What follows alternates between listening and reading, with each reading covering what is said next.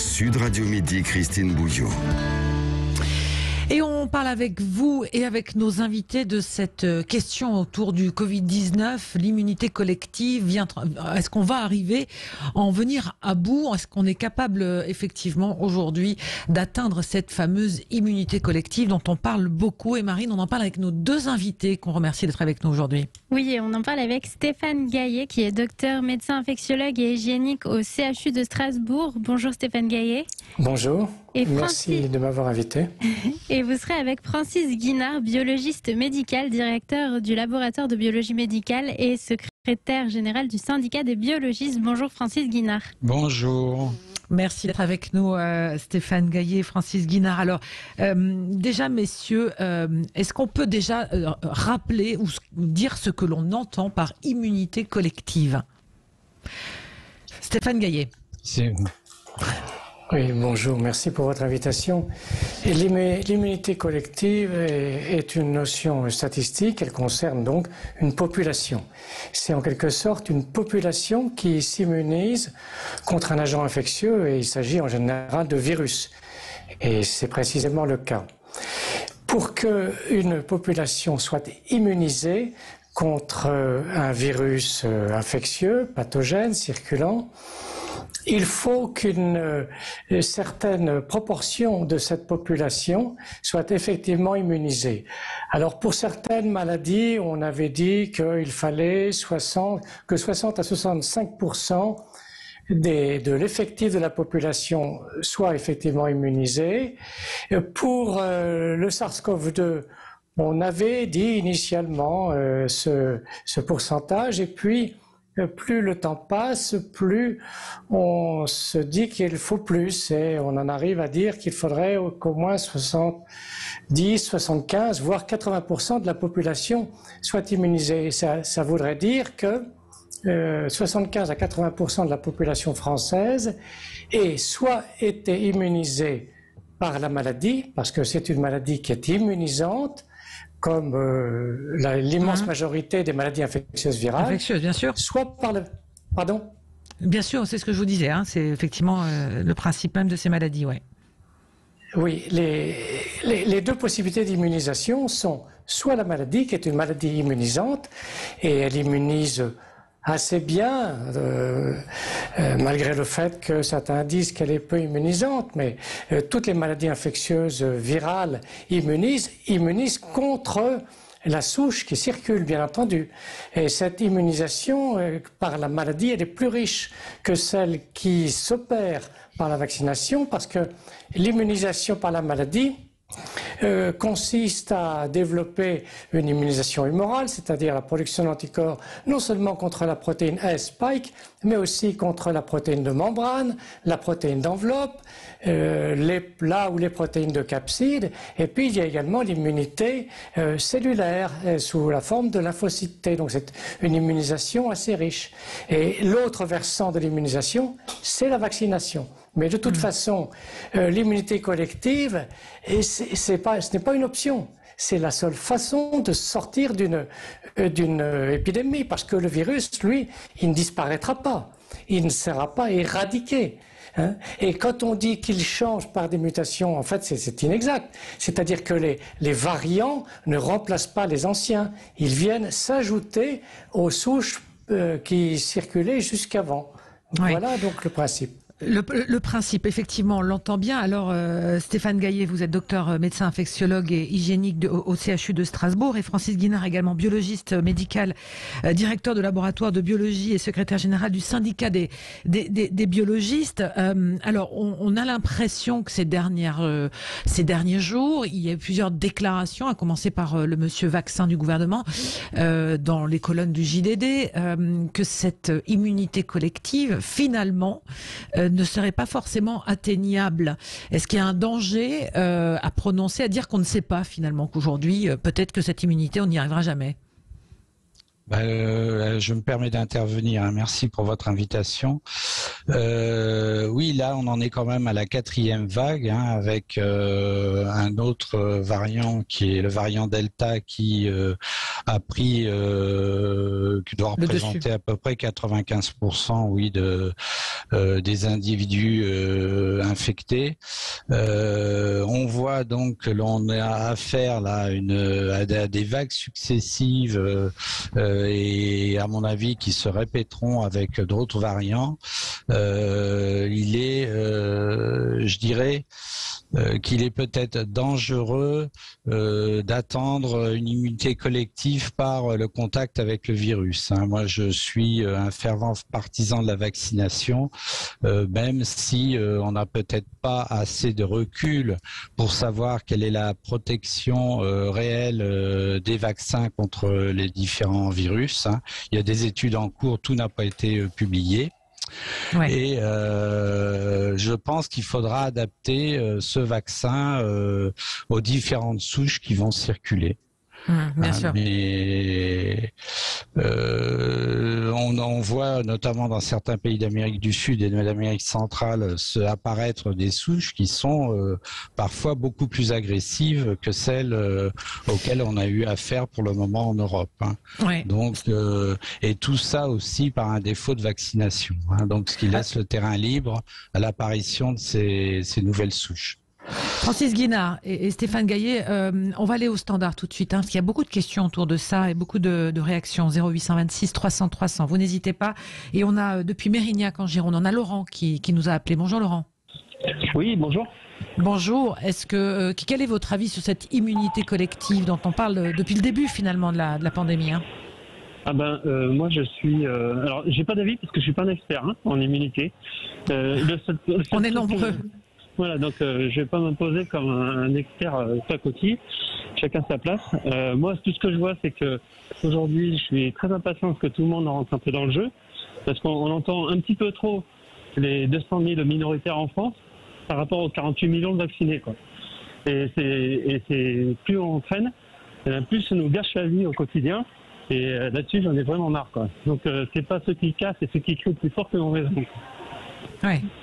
Et vous avez peur qu'en parlant d'une immunité collective difficilement atteignable à ce jour, eh bien ça ralentisse les efforts qui sont éventuellement faits?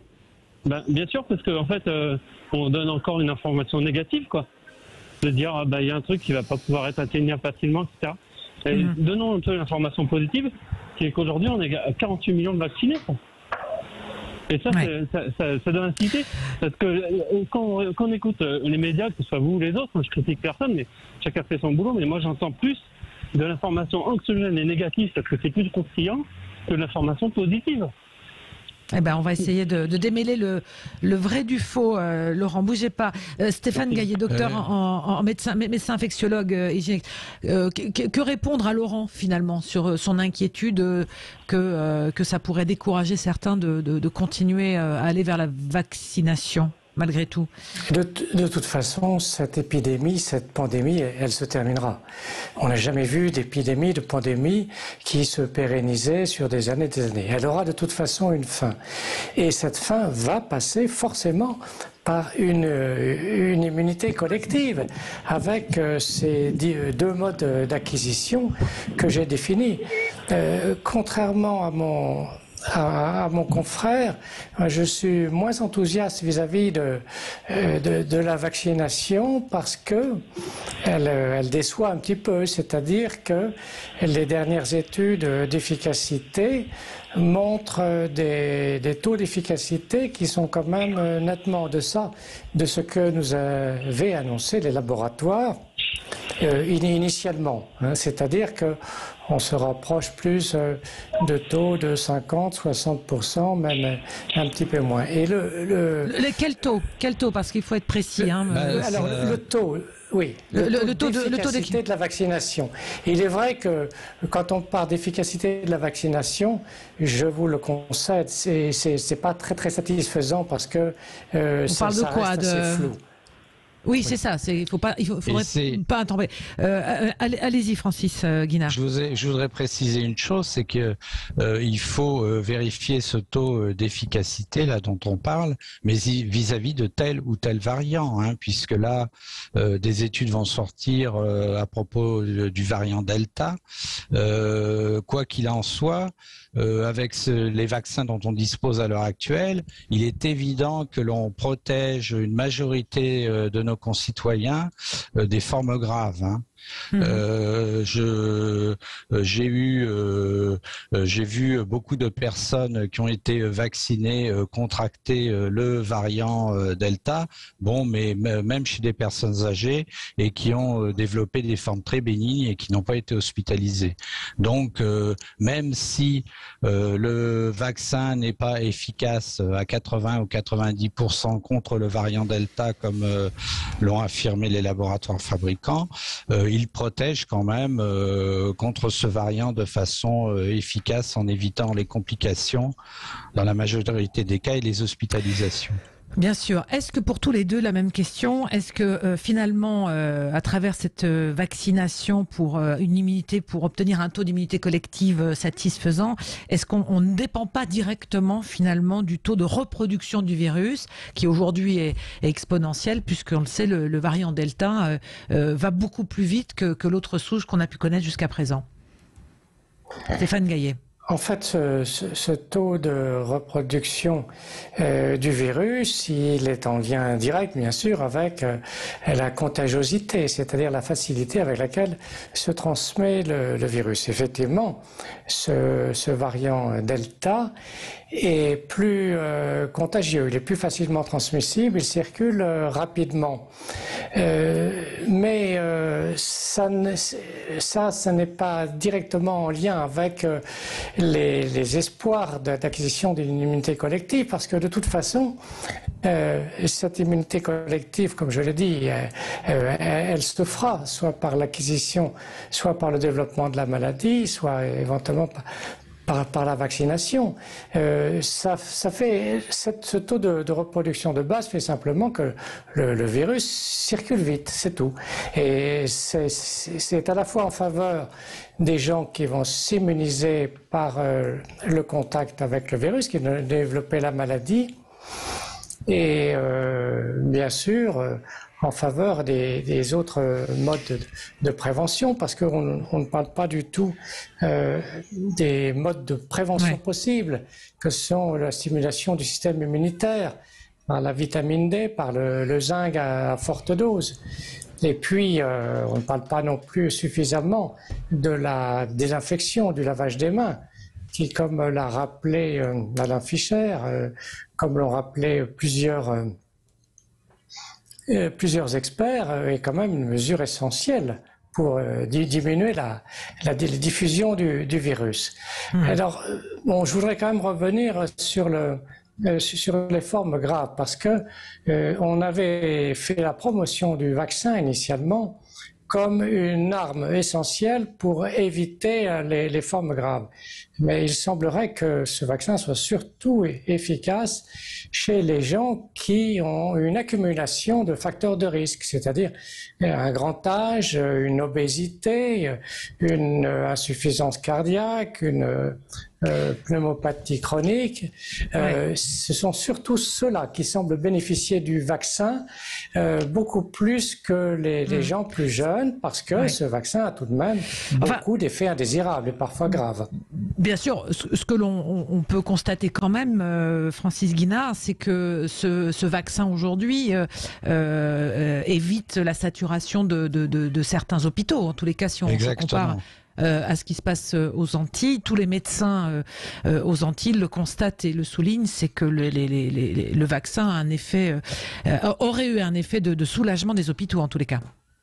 Oui, la démonstration est faite aux Antilles avec un faible taux de sujets vaccinés, qui est de moins de 20%. Le virus n'arrive pas à buter contre une population suffisamment vaccinée, donc il continue à prospérer et à provoquer des cas très graves. C'est le cas aussi du Mexique où la vaccination a été insuffisante, ou d'autres pays dans le monde. Donc même en Israël où la population était très majoritairement vaccinés, on a reconfiné aussi partiellement parce que évidemment on a beaucoup moins de formes graves, mais il faut absolument éviter que de nouveaux variants apparaissent, ou que le variant Delta ne circule absolument dans toute la population. Alors on va d'autre part, je voudrais vous donner un chiffre, c'est que nous on a compilé, on a commencé à faire des sérologies Covid vers le mois de juin 2020, début juillet 2020, à la suite de la première vague, on avait combien de sujets qui étaient immunisés, qui avaient une immunité humorale? Environ 6,5 à 7%. Donc c'est relativement peu. Bon, il y avait eu le confinement évidemment, mais moi je suis absolument pas partisan de laisser faire comme la Suède, avec un confinement restreint. Ils n'ont pas suivi la même voie que les autres pays européens, mais avec quand même beaucoup d'hospitalisation. Bon, donc et le vaccin protège aussi les jeunes de formes qui peuvent être très graves, protège aussi les femmes enceintes, parce que l'infection d'une femme enceinte peut être très grave et pour de conséquences, oui. Donc je recommande pas à un jeune de se retrouver en réa pendant 3 semaines. Il y a obligatoirement des séquelles à la sortie. Alors, vous ne bougez pas, Francis Guinard, biologiste médical, directeur du laboratoire de biologie, secrétaire général du syndicat des biologistes, Stéphane Gaillet, docteur et médecin infectiologue hygiénique au CHU de Strasbourg. On va marquer une courte pause et on sera rejoint également par le docteur Marty. On va évoquer le saccage de ce centre de vaccination près de Toulouse qui a eu lieu en début de semaine. À tout de suite, ne bougez pas. Sud Radio Midi, Christine Bouziou. Allez, on vous attend 0826 300 300. Nous parlons ensemble de cette immunité collective, mais on va évoquer aussi ces centres de vaccination qui sont tout simplement saccagés, puisqu'un centre de vaccination a été attaqué dans la nuit de lundi à mardi dernier, tout près de Toulouse, à Saint-Orens. 3500 doses de vaccins ont été détruites. Il y a eu des faits similaires également durant le week-end dans le Lot. On est avec également le docteur Jérôme Marty. Bonjour, Jérôme Marty. Bonjour. Médecin généraliste, on vous connaît bien, président du syndicat de l'Union française pour une médecine libre. Alors, depuis la mi-juillet, ce sont déjà une vingtaine de centres de vaccination qui ont été entièrement ou partiellement saccagés.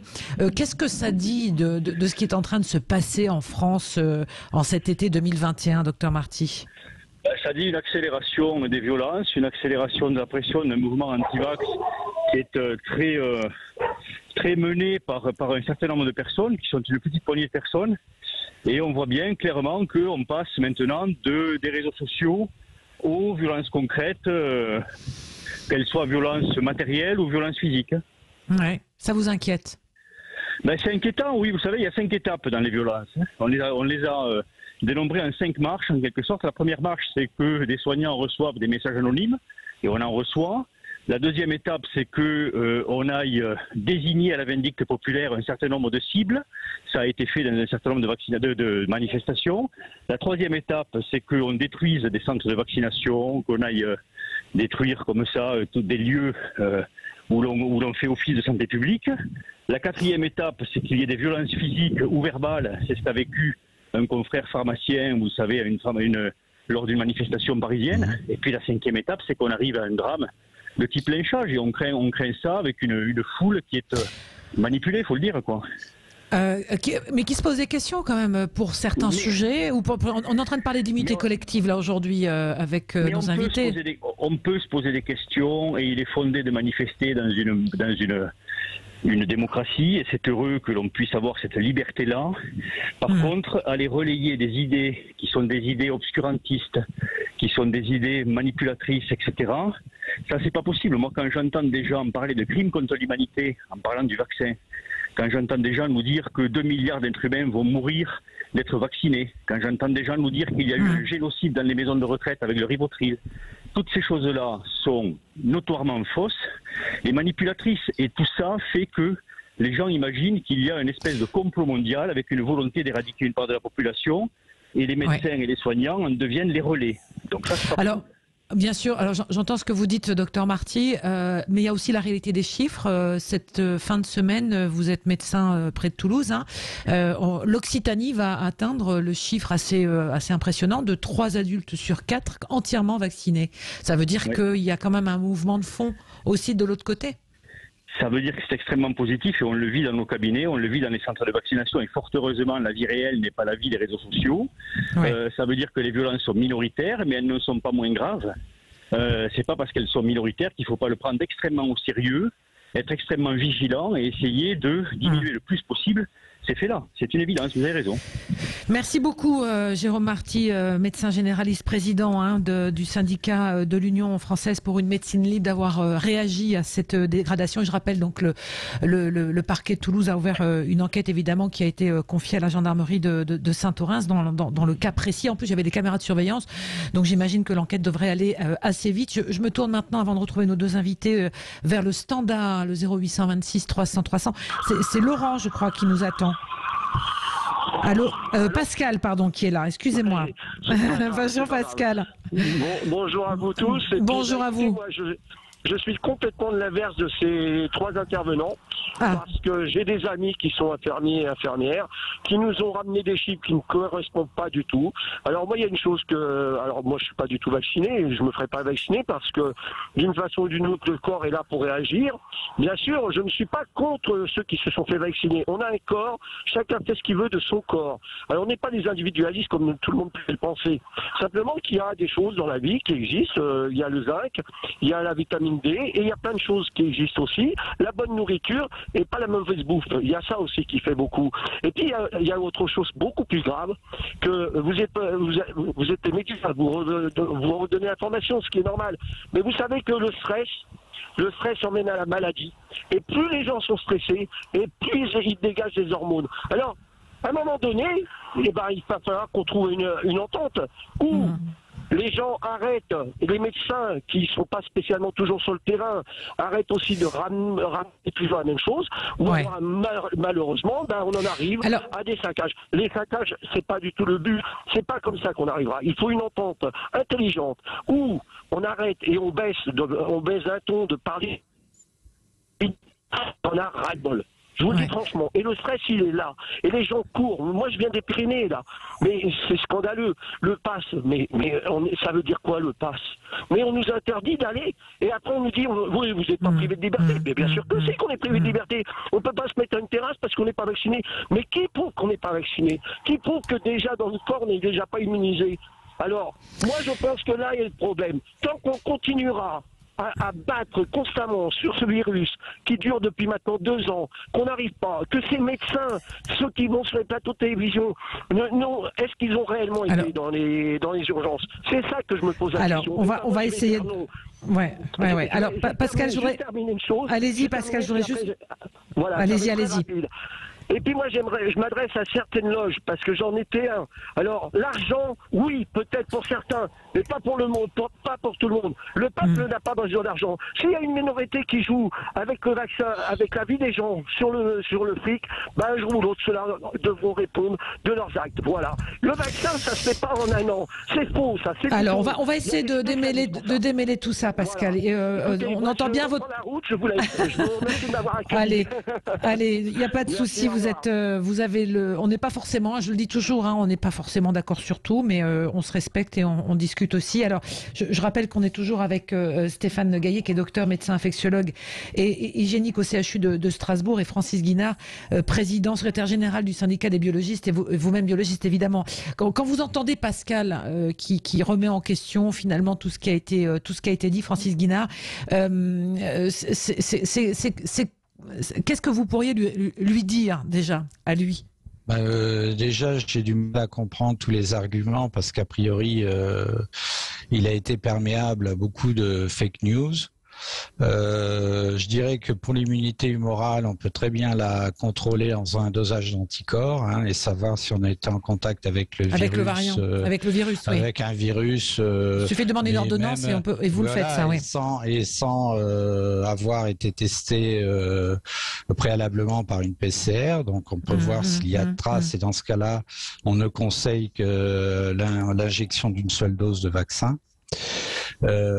Par ailleurs, non, si on avait une proportion majoritaire de gens qui refusent la vaccination, je pense que là, on prolongerait la pandémie au niveau de notre pays, tout du moins, puisque nous avons accès au vaccin.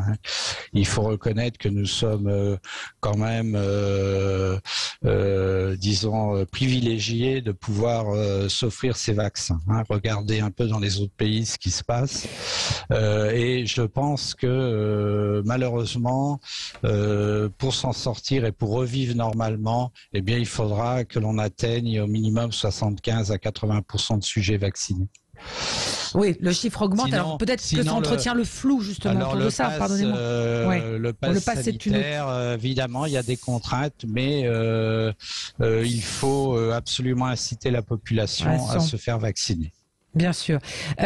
Stéphane Gaillet, je vous passe la parole. Quand vous entendez la dégradation, une vingtaine de centres de vaccination maintenant en l'espace d'un mois qui ont été partiellement ou totalement dégradés par des actions coup de poing comme ça, quand vous entendez la colère aussi ou les interrogations de notre auditeur Pascal, qui a pris le temps de s'arrêter, mais qui pose des questions parce que voilà, il a du mal à croire qui que ce soit parce que tout le monde est sans doute fatigué. Mais qu'est-ce qu'on peut dire sur l'immunité collective? Vous disiez, l'épidémie finira bien par s'arrêter à un moment donné.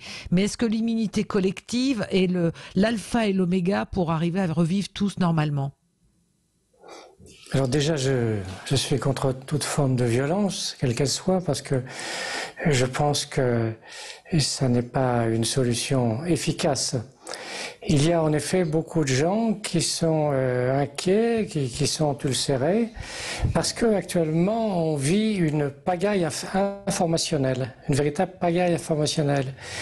Il y a des gens de bonne foi qui véhiculent des informations fausses parce qu'ils ont été désinformés à leur insu. Il y a des gens de bonne foi qui véhiculent des informations vraies, et puis il y a aussi des gens de mauvaise foi qui véhiculent des informations fausses par intérêt, tout simplement par intérêt. Donc il est très difficile de s'y retrouver. Et même au sein de la communauté médicale, ça devient difficile, alors a fortiori pour le grand public. Ce que je voudrais dire, ce que je voudrais répéter à propos de cette immunité collective, c'est que son mode d'acquisition naturelle, c'est tout de même la circulation du virus et le développement de la maladie.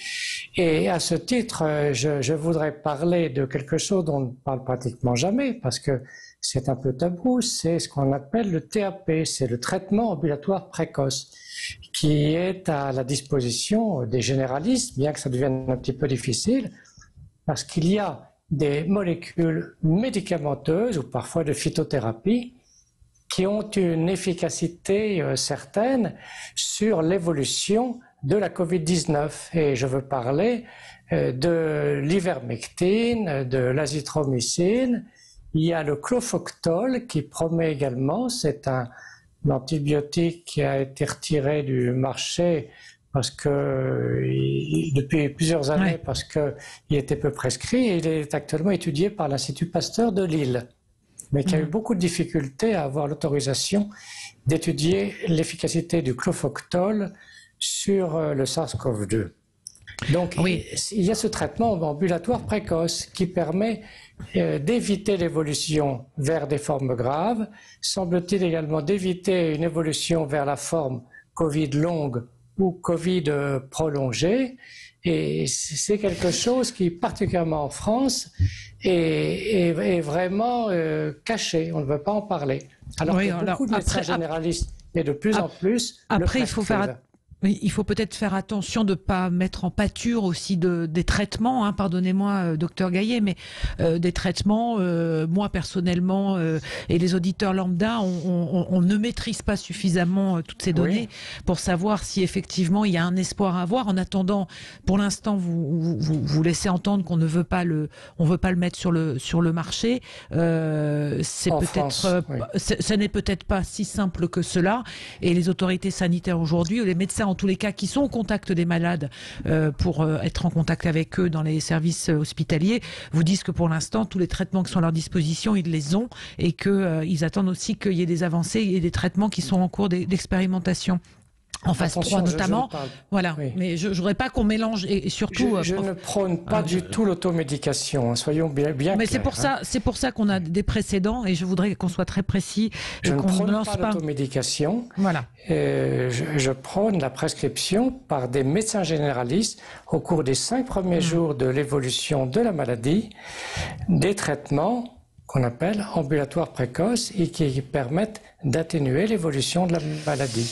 Alors aujourd'hui, on en est là très rapidement parce qu'on va arriver au bout et on a encore un autre sujet à évoquer avec un invité qui n'a strictement rien à voir, mais je voulais qu'on termine.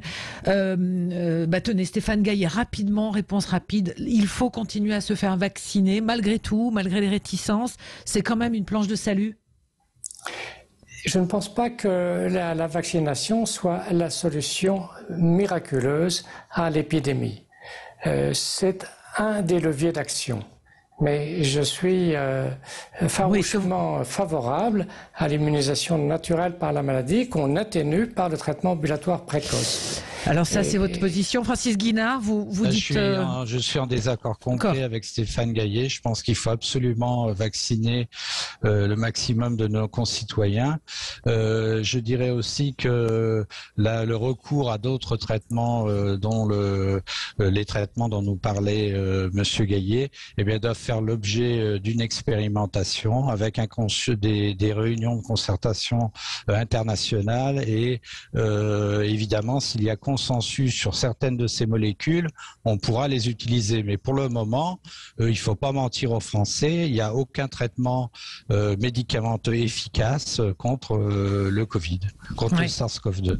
Voilà, donc, et puis les gestes barrières, on oublie souvent, pardonnez-moi. Il faut continuer à respecter les gestes barrières parce que même si on est vacciné, on peut être porteur du variant Delta. Donc, continuer dans nos entreprises à porter le masque lorsqu'on est à l'extérieur où on peut être confiné, on peut être en contact de beaucoup de personnes. Il faut respecter absolument ces gestes barrières pour éviter la diffusion du virus.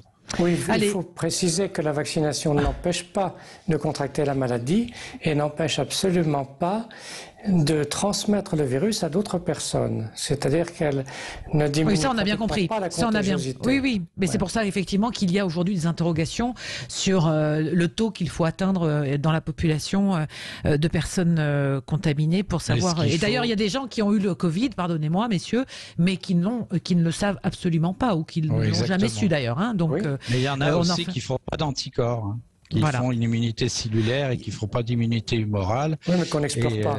Oui. Qu'on n'explore pas. Oui, c'est vrai. Mais donc les questions sont tellement nombreuses et on voit que c'est encore tellement complexe et que ce variant et ce virus nous pose quand même beaucoup d'interrogations. Je suis obligée de rendre l'antenne, si je peux dire les choses comme ça. Stéphane Gaillet, docteur, médecin infectiologue et hygiénique au CHU de Strasbourg. Francis Guinard, biologiste médical, directeur du laboratoire de biologie médicale et vous êtes secrétaire général du syndicat des biologistes. Merci beaucoup tous les deux d'avoir pris cette petite heure pour être avec nous, pour évoquer ce sujet qui reviendra sur le devant de l'actualité inévitablement parce que on voit les déclarations des uns et des autres et j'imagine, Marine, qu'il y a eu beaucoup de réactions également sur les réseaux sociaux. Et oui, le sujet suscite beaucoup de réactions et sur Facebook, on a beaucoup de commentaires, notamment de Solange qui, elle, déclare qu'elle est pour l'immunisation naturelle comme pour la grippe. Elle rappelle que certains sont grippés chaque année et que c'est naturel de s'en remettre. Ou alors Brigitte qui se dit très heureuse que notre invité Stéphane Gaillet ait évoqué les effets secondaires négatifs du vaccin. Donc voilà, comme ces deux personnes, n'hésitez pas à réagir sur Facebook et sur Twitter. Et je rappelle que vous pouvez aussi nous appeler au 0826 300 300.